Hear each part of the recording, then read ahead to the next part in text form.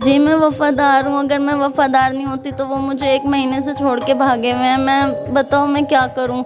वो तो मेरे से कोई कॉन्टैक्ट भी नहीं कर रहे। मैं अपने ससुर के पास गई तो उन्होंने भी बदतमीज़ी करी। मैंने बोला कि पापा मेरे को बता दो कि साबिर कहाँ पर है, और मेरी बच्ची का दूध भी नहीं है घर में। तो उन्होंने भी मेरे साथ रोड पे बदतमीज़ी करी कि चल यहाँ से जा, हमने अलग कर रखा है, हमसे मत बोला कर। और मेरे हस्बैंड अपने घरवालों के साथ ही तो रह रहे हैं, बस वो इधर नहीं आते।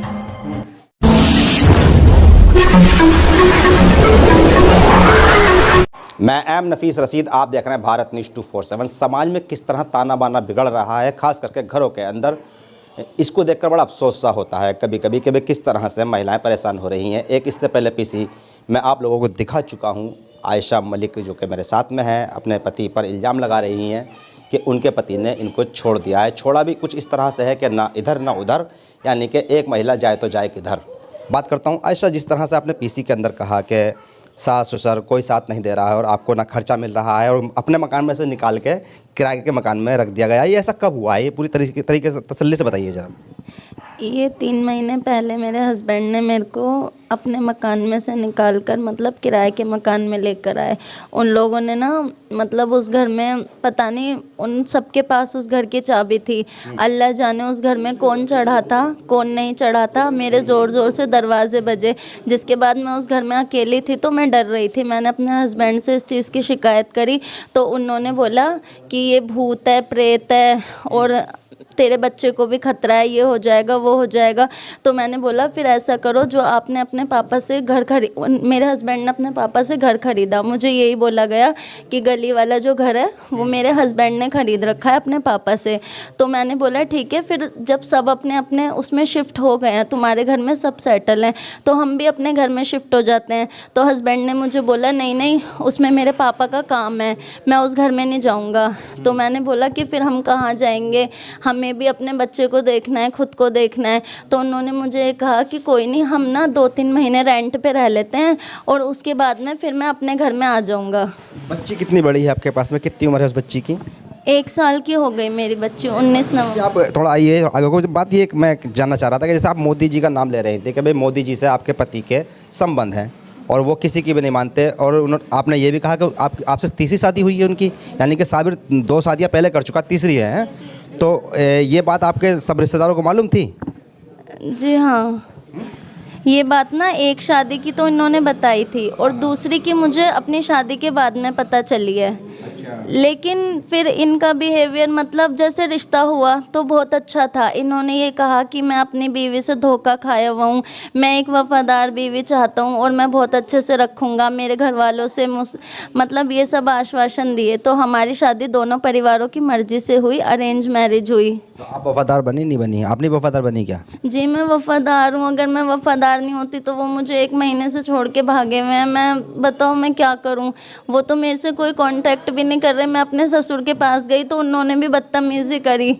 मैंने बोला कि पापा मेरे को बता दो कि साबिर कहाँ पर है, और मेरी बच्ची का दूध भी नहीं है घर में। तो उन्होंने भी मेरे साथ रोड पे बदतमीज़ी करी कि चल यहाँ से जा, हमने अलग कर रखा है, हमसे मत बोला कर। और मेरे हस्बैंड अपने घर वालों के साथ ही तो रह रहे हैं, बस वो इधर नहीं आते। उनके घर वालों ने उनको रख रखा है अपने पास में। अच्छा, नहीं तो जैसे घर वाले आपके साबिर हैं और ससुर भी हैं आपके, तो आप अपने ताई ससुर से भी शिकायत कर सकती थी। खानदान में और भी तो लोग होंगे, ऐसा तो है नहीं कि भाई सामाजिक मामला है। तो आप मलिक समाज से आती हो तो मलिकों में कोई सुनेगा ही नहीं आपकी बात। मलिकों में बहुत संगठन हैं, सामाजिक संगठन चलते हैं, तो किसी से शिकायत ही नहीं करी? ये जानते नहीं हो किसी को आप? मेरे को इन लोगों ने किसी से इंट्रोड्यूस नहीं करवाया। और फिर सबसे बड़ी बात ये होती है कि जिसके पास पैसे की पावर होती है, जीत उसी की होती है। वो अपने पैसे की पावर पे उन्होंने कानून भी खरीद रखा है। जब आज तक वो मेरे साथ मारपीट करके घर से गए हैं, मेरी बच्ची को और मुझे यहाँ पे छोड़ के भाग गए हैं। जब आज तक किसी ने हमारी कोई खबर नहीं ली, मैंने पुलिस में कंप्लेंट करी, उन्होंने कोई एक्शन नहीं लिया, बल्कि मेरे को ये बोला गया कि औरतों का तो काम होता है सहना। पुलिस वाले ने, हरसाए सर ने, जितेंद्र सर ने, एटीओ उत्तम सर ने मेरे को ये बोला कि औरत का तो काम होता है सहना। क्या हुआ, मारपीट लिया तो? ये कहा गया? तो आपने जो आज मीडिया बुलाई थी और क्या कहते हैं जितनी बातें रखी हैं, क्या लगता है आपको, क्या उम्मीद है कि भाई सास ससुर सुनेंगे या पुलिस से कुछ कहना चाहते हैं आप?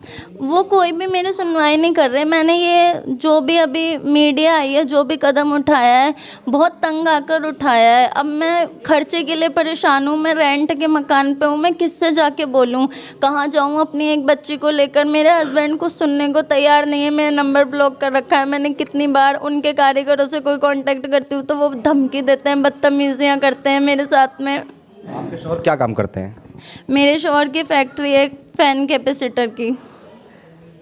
ये बड़ा पेचीदा मामला, घरेलू मामला यानी कि कहा जाए, और जिस तरह से आयशा बता रही है कि भाई हर तरीके से तंग किया गया है, इस पर मैं समझता हूं कि समाज के लोगों को व प्रशासनिक अधिकारियों को जागकर कम से कम इस तरह तो मामले को उठा ही लेना चाहिए कि भाई एक पीड़ित महिला क्या कह रही है, एक छोटी सी बच्ची जिसके साथ में हो वो कहाँ कहाँ गुहार लगाएगी।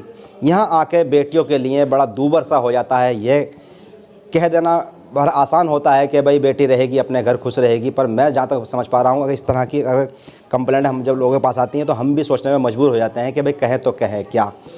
बात आदमी की अगर हम करें तो ऐसा लगता है कभी कभी कि भाई मजाक बना के रख दिया है, खास करके बहन बेटियों को।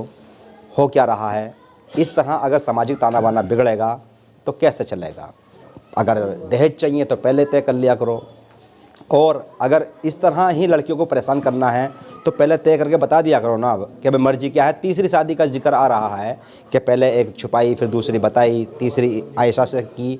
तो अब इसमें देखना ये होगा कि भाई पुलिस व प्रशासन, और ख़ास करके मैं समझता हूँ कि जो भी इस वीडियो को देख रहे हैं वो आयशा की क्या मदद कर सकते हैं, साथ ही साथ मलिक समाज कहाँ तक आगे आता है। मैं एम नफीस रशीद, आप देख रहे थे भारत न्यूज़ 24/7।